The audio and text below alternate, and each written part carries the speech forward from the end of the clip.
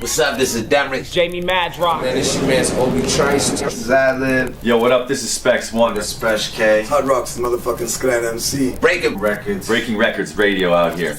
This is Breaking Records Radio. Check them out, man. But one thing I do want to talk about, though, is the building of the empire. Wow. Word. Like when I talked to Adam Bomb and Bo Shortcut, you know what I mean? They kind of told us the earliest stages of Empire, right? Like how the idea was formulated.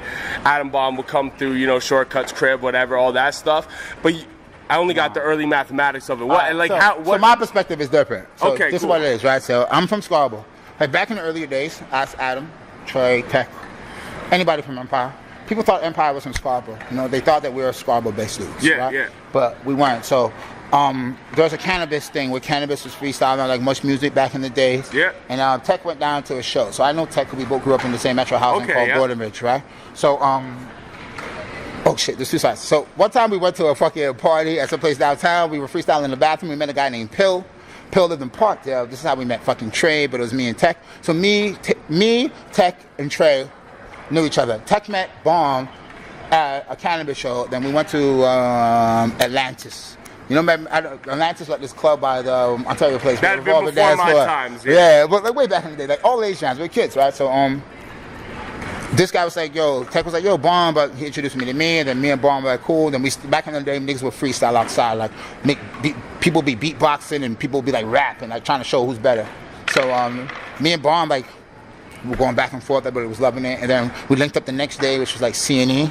Like, I think it was like Canada Day, that's what we call it, the Birth of Empire Day. Yeah. But there was like maybe 300 people, man, and like me and Bomb literally like freestyled and battled like 100 people for like 6 hours. And that was like the official start. So we're just like, that's kind of what he said too, was like just battling. Yeah, just battling people on the streets, right? And then like, so we were together, and then we didn't know how to make songs either back then. We're just about like outbarring, being more witty. Like we would walk sometimes like from my crib, I lived at Arlington and Dundas, down to like Beat Junkies, the legendary Beat Junkies, and we would just walk and like look at signs and like try to freestyle words and think about the art form. So we're really like intelligent lyricists.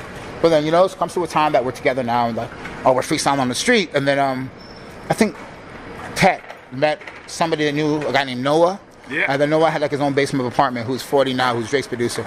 And he was like making some beats and shit like that, but he knew we could rap, and we go over to his crib and we started recording songs. Like the first song we ever recorded was like me and Bomb, a song called Once Again From the Top. You know, Bomb's verse is like, once again from the top, and this prospect like 7 o'clock, spinning depending on whether or not the instrumental is hot. Bomb the ever did legend, I get in this props, is like landers, paying their tennis to rent out the spot. I was like, that was the first thing I've ever heard recorded from this guy. I was like, holy, whoa. I was like, holy shit. So I jump in, I'm like, Scandalis places and man in these streets, who brings the fire to your fleet like the jam and the key, the planet, the girl, whatever. But so we went back and forth, we did the record, and Noah's like, yo, you guys can really rap. And we're like, no, you can make beats, you're not an engineer. So that started the whole Empire thing. And then we recorded the intro, and then we recorded Table of Nonsense, and then we recorded the Source mixtapes, and we started selling them on the street, and the rest is history. That's how Noah's the biggest producer for the biggest artist in history. You know, like Friday he's in that part of Empire too. He got, you know, We Love Hip Hop. He's got that thing going. Yeah, right. You know what I'm saying? Yeah. Bomb is doing this MBS thing. Trey's still doing this Source mixtapes. Like, I think that like we built the foundation. We're a part of something that led to a lot of things, you know? See, but with me, that's the thing, is that what your guys' history is,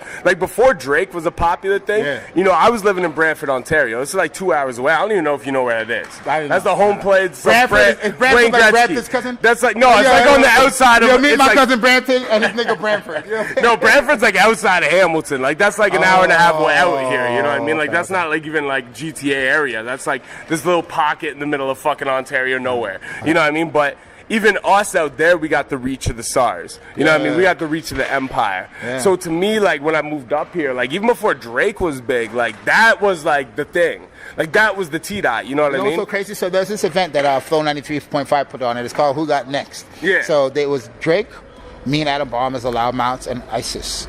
And, like, so we performed that record, like, Nowhere. He performed, whatever. He was, like, but that's how we met, like technically, like, him and 40 connecting is directly through whatever Empire did, and like, and honestly, I really think that Drake is the best at what he does, or the best at what we all do, because it comes down to making music, and he's really great at it, and he has a great team and a lot of talented people behind him. But I'm glad I was a part of the building blocks. You know, like, I don't think 40 would have made music for this long if he didn't do it for so long Do with it us. with people who were talented. Yeah, like he passionate about he mixed the first SARS mixtape, SARS 1, and we literally saw like 30,000 bitches of them on the streets at $10 those a are big, piece. yo. I had Like, pieces you know what I mean? of those in Brantford. That's what I'm saying. Like those. We were literally like standing here at corner Young and Dundas. Like y'all were just selling those to paying tour our bands, bills, to people like we were to see, paying like our those- bills, those controlling our reach. habits, doing whatever, just selling our music, you know. Yeah. But that was before the internet age. That shit had reach, man. That's what I'm saying. It Yeah, was before it the was. internet age. You Yeah, know what I mean? Like yeah. that shit had serious reach. You remember Mo?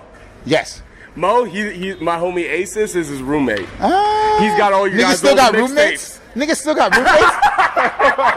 Nigga, we grown men. If you ever you're a child, nigga, level the fuck up. I don't know what you doing on these streets. I don't know where you guys sit, but I know he's got all your old mixtapes. So I Yeah. actually, the stuff I had never heard, I've actually peeked through my homeboy Aces because he's still got all your old mixtapes. Well, you know what's He dope, speaks too? very highly of all you guys, the whole movement, everything too. And he's got a lot of the old history and the mathematics behind it too. But it's just being talented, or not even. I don't think that like being a good MC is like something that you naturally inherit. I think it's something you work at. Yeah, and I think exactly. that because I was around the team of some of the greatest individuals ever. No matter what happened between us, we were still my brothers because we learned a lot from each other and became men.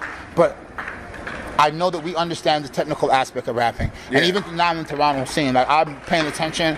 Everybody's using auto-tune. I'm like, what the fuck is going on? Yeah. Like somebody drops like a top 6 list and 5 of the 6 has auto-tune on it. I'm like, does anybody even rap anymore? But I guess that's why Drake is successful, because Drake comes from our era where MCing is dope and he's a dope MC. Well, and it's So like something everybody you say said nothing on the else. post too, because you said something very similar. And what What? I said is, you're like, I feel like nobody respects the craft no more. And what I Yeah. said to your response, and you were like, yo, that's facts. But I was like, it's not the fact no one respects the craft, it's the fact that there was a certain time where it was an underground culture. Yes. So the people who respected it for what it was. Now that has really become the top pop culture, Mm-hmm. people respect it for the things that it's not what it is. You know what I mean? But you still have the people that do respect it for what it is. But listen to me, the most successful artists we have now still respect it for what it is. Drake is a That's the big lyricist. thing, though. Drake is a I think a lyricist. lot of people Kendrick look Lamar is a aside. lyricist. Yeah. J. Cole J. is a Cole's a lyricist, right? lyricist. Anybody at the top of the food shelf right now, they're It's a putting out. lyricist. It's like Hope. Hope wouldn't have this long-standing reign if he wasn't a lyricist. So, yeah. You know what I mean? But everything else exactly. is subcultures, right? The hip hop is so big; it's the biggest genre in the world. There's many subcultures. All these other dudes who got Yeah. hit records for a year or two and disappear, to me, that's all Vanilla Ices, that's MC Hammers, it's all that other stuff, you know what I mean? So I shit it's hot for the minute, but it's not hot later on. I just think it's the moments, right? I think they represent a moment in our Exactly. culture and a moment in our lives. But it's right? the people who carry on are the people who respect the culture and know how to make a hit song. That's very hard to do. But It yo, is. hopefully I got one, man. It's about the gun violence in Toronto. I say it Hey. again. It's called Demon Season. It'll be out September 8th, which is my birthday. And I'm going to celebrate my birth and also commemorate people that have died, because my life might be continuing, but a lot of people have stopped. So I'd rather do it on the day that I was born, on the day that a lot of people died. So trying to balance it out. But it comes out real soon. Shout out to the podcast. Shout out to Kelly Mahoney. Shout out to PPP in the building. And let them know the other single you got out with Stranger before. Oh, Don't Talk to Stranger. We Talk. also have another one called Level Up coming. We got a lot of records. Like I've been sitting on some shit. But, you know, I had to get better. You know, lose some weight, get a little bit more handsome. Now, but elbow niggas in the face. But yeah, bless up. Shout out. Everybody have a great night. No more violence in the city for now. Breaking Records Radio, the homie Tony Ranks, so we out. Breaking fucking Records Radio.